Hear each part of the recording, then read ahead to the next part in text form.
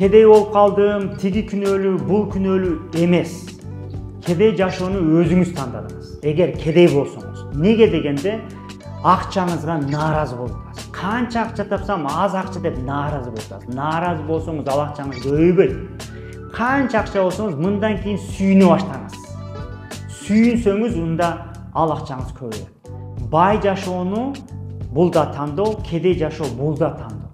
Жок, мен мындай болду, тигинде, аны сиздин оюңуз. Азыр акчаңызга сүйүнүңүз, байларды жамандабаңыз, байлыкты жамандабаңыз, аны жөнөкөй эле инструмент катары жакшы нерсеге колдоном деп, аны жакшы көрүңүз. Мындай айтканда, акчанын кулу болуп калам деп атпайбы?